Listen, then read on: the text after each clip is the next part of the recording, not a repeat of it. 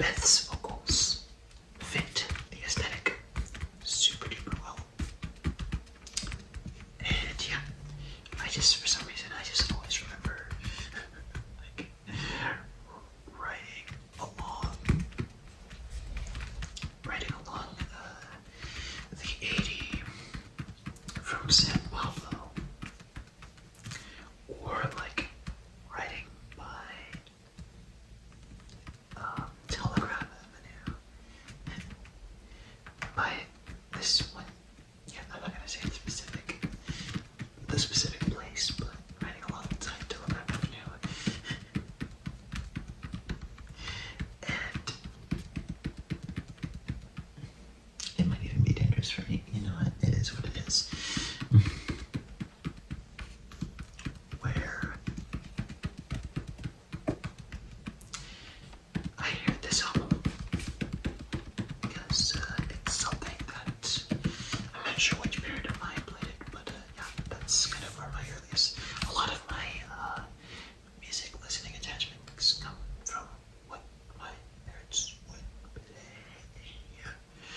when we would ride when I was a kid. And so that is a big thing. So yeah, Dummy, for sure. In fact, constantly pegged as one of the greatest electronic albums of all time. There's only one song I'm not too crazy about. I think it's like the second to last song or something. I can't quite remember, but yeah. Next up, we have Superunknown. So if you're looking for more of a chill album to listen to at night, this is not one for you. But look at the album cover. I mean, the album cover, it's meant to be listened to at night, don't you think? It just has that nighttime feel. And that's how I feel for about a lot of grunge too, for some reason. Even post-grunge with Throwing Copper. But anyway, Superunknown, crazy ass time signatures.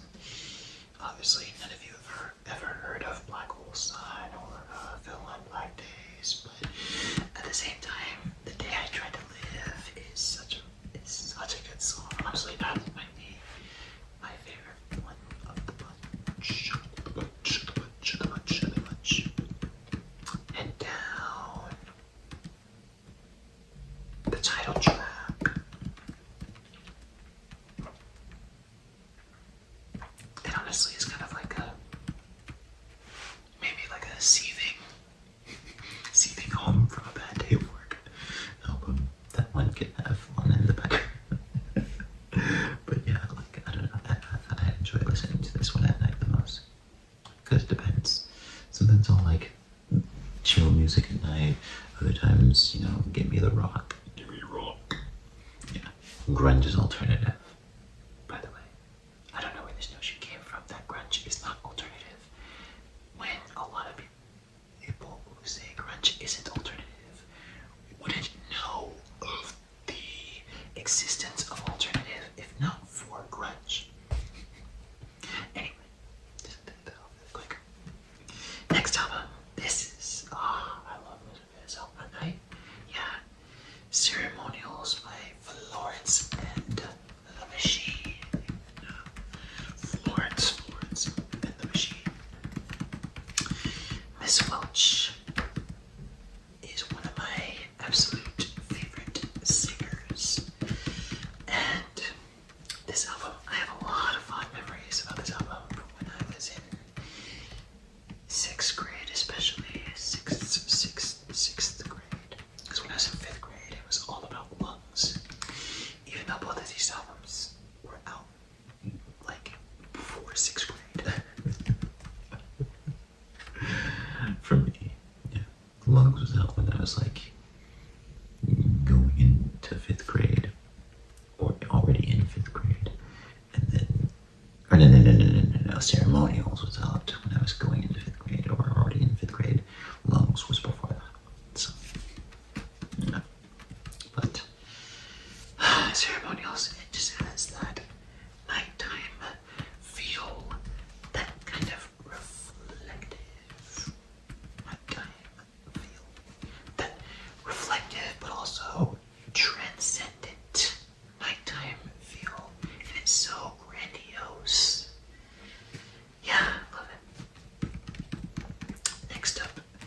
this album can work for the night and for the morning.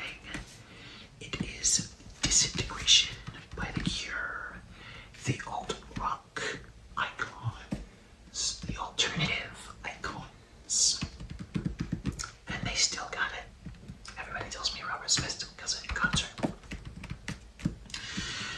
But yeah, Disintegration, their best album. And a lot of excellent cuts on here. But just a really good project from the back. And it also is very immersive, especially with like how long the instrumental intros are for each track.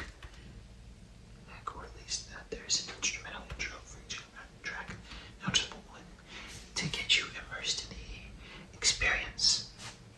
So, yeah. Next up, Things Fall Apart. Things Fall Apart. Things Fall Apart by The Roots. During the height of COVID, especially when I was a COVID test supervisor, I had a Things Fall Apart mask.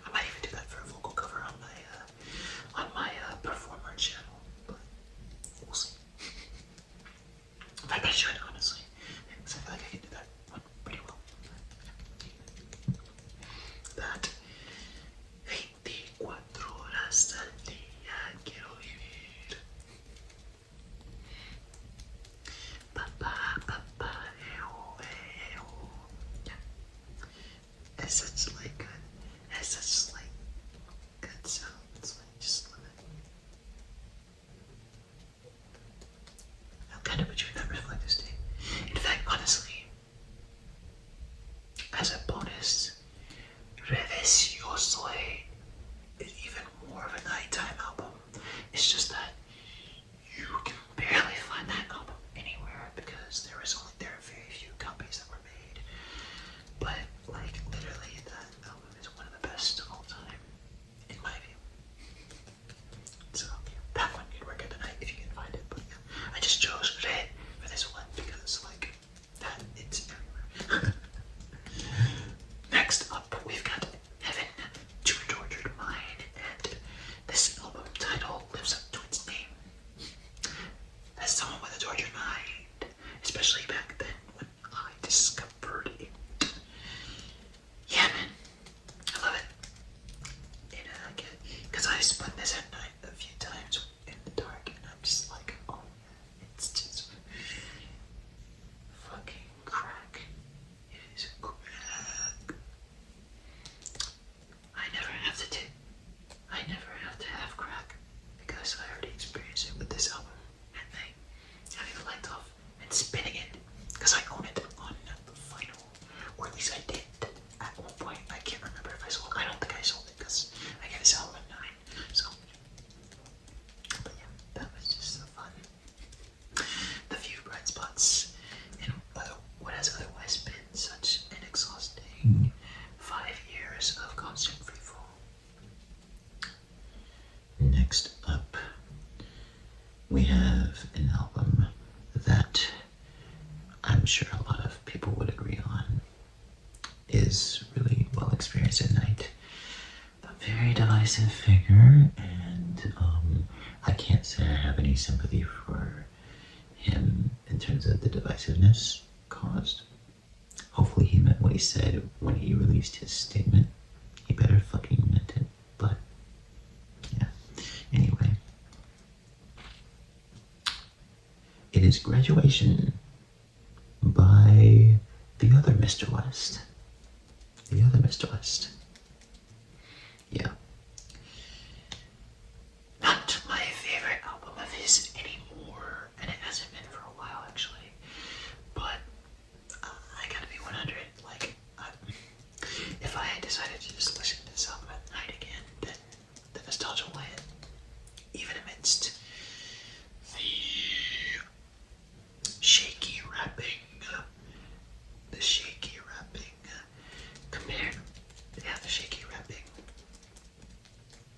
and also even some shaky production choices. Yeah, but yeah, at night, it's honestly life-changing. I'm not gonna lie. It's like, listen, a lot of people say that listening to this album at night is life-changing. Yeah, Graduation by Yay.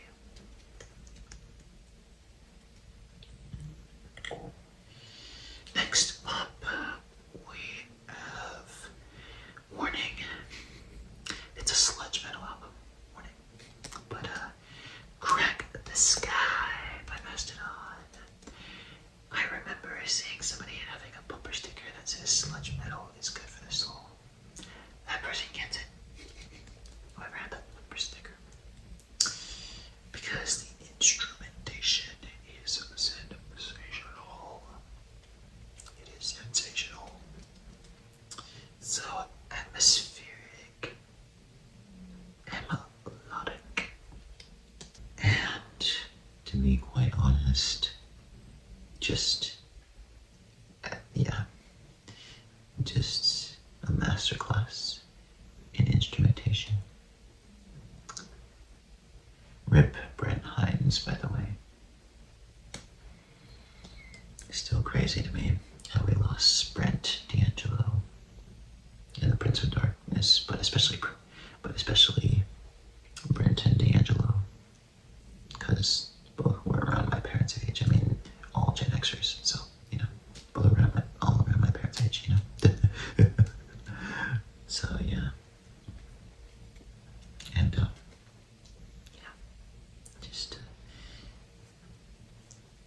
it'll put you in that kind of transformation frame of mind without you even asking for it. If you dare try listening to it. Next up, we have In Rainbows by Radiohead. This one's perfect at night. I remember after I went to Wrigley Field to watch the A's lose, because I remember I had to go to work the next day, because it was when I was living in Wisconsin. During those 6 years I was living in Wisconsin, and I don't know, like, In Rainbows was just like the pure form of copium, even though I had heard that album a million times before that moment.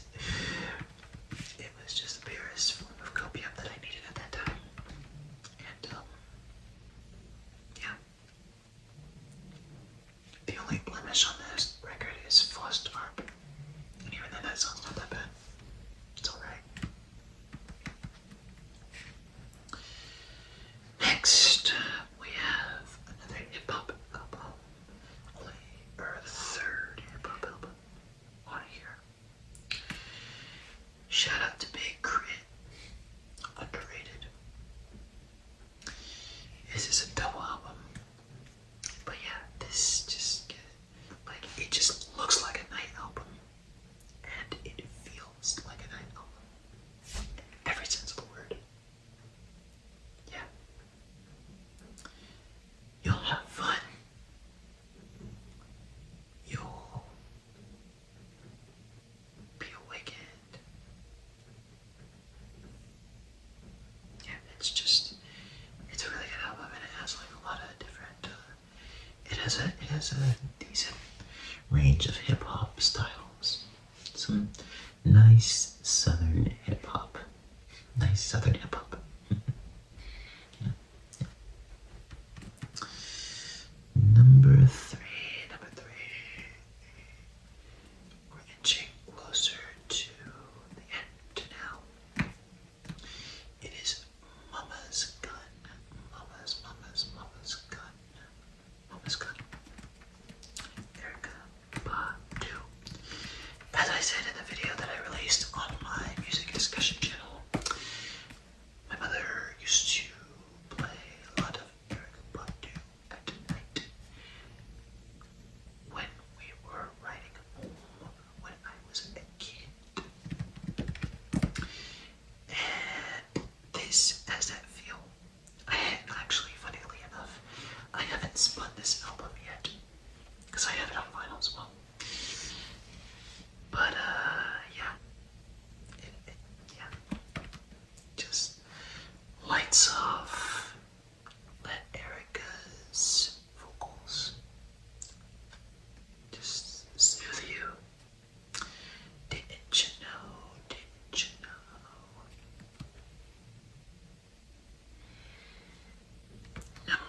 And honestly, New America Part 1 is arguably even more of a night album, but Mama's Gun is the better album.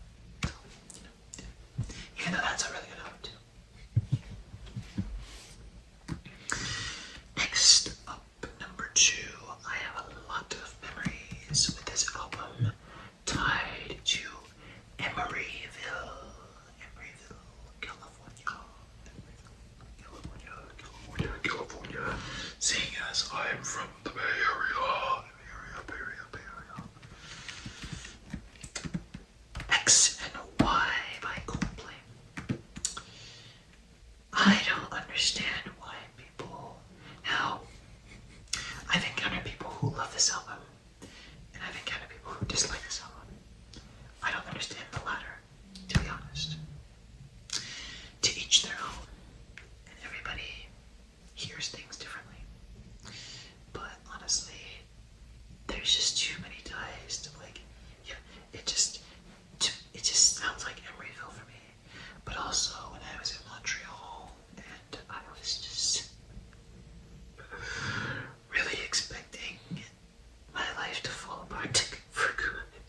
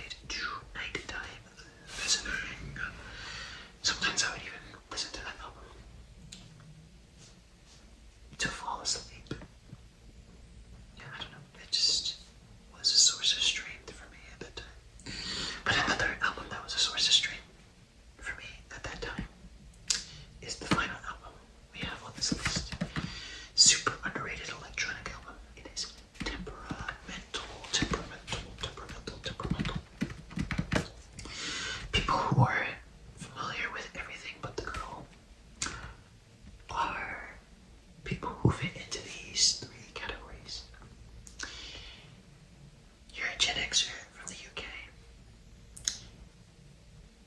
you're a savvy Gen Xer who isn't from the UK, or you were parented by one of those Gen Xers. I'm so obviously joking. Don't you take me seriously when I say that. But the point is, like, because the one other person who I've met, like, outside of my parents, who knows everything about the girl, said that they got into EBTG because of their parents. But also, the opening track of this album is in Hitch. I didn't even realize that until somebody used a clip of Hitch in a video one time. A clip. So interesting. I might have to like watch that movie, to be honest, because I don't really remember it. And like, there was a point in time where my parents were just like playing films and TV shows while I was in the room, and I didn't really comprehend in full.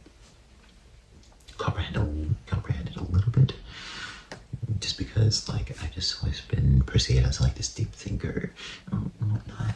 But like, yeah, temperamental, like, period. In fact, honestly, I'd say temperamental. I enjoy it in the afternoon and at night. But like, during that time in Montreal where I took a major leap of faith, and honestly,